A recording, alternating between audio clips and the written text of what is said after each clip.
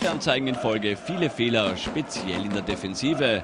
Und so klingelt's nach 14 Minuten dann endgültig im Tor der Tschechen. Der Puck landet bei Benham. Der hat das Auge für Pripec und der sorgt für das 1:0. Allerdings nur verhaltener Jubel bei den Kroaten, denn Ryan Knežević verletzt sich bei dieser Aktion im Slot. Der 28-Jährige kann in Folge nicht weiterspielen. Seine Verletzung wäre für Zagreb besonders bitter. Das war's dann nach 20 ereignisreichen Minuten. Die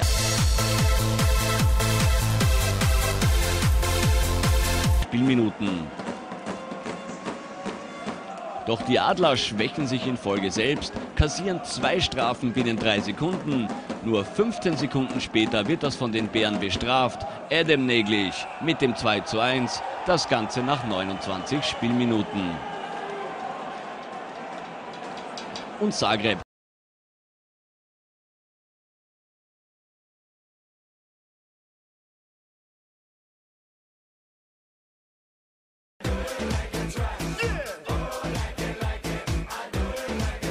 kommt jetzt auf den Geschmack.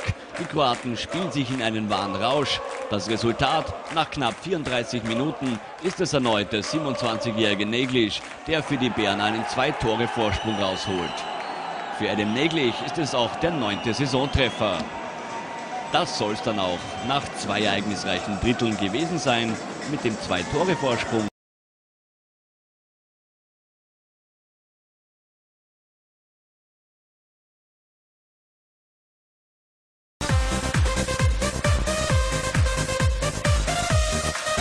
mit Nummer 3. Und wieder starten die Hausherren ambitioniert ins Drittel. Kommen gleich zu Beginn zu guten Chancen wie hier durch David Videlka. Sein Schuss trifft allerdings nur die Latte.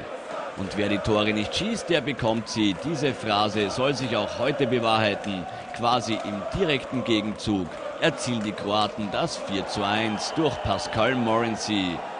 Der 29-Jährige mit seinem 5. Saisontreffer.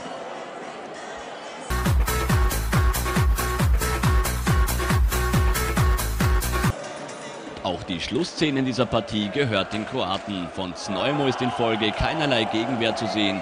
Und so darf sich dann auch noch der 28-jährige Defender Geoff Woog in die 2:8 Pleite vom Oktober und gewinnt gegen schwache Adler mit 5:1.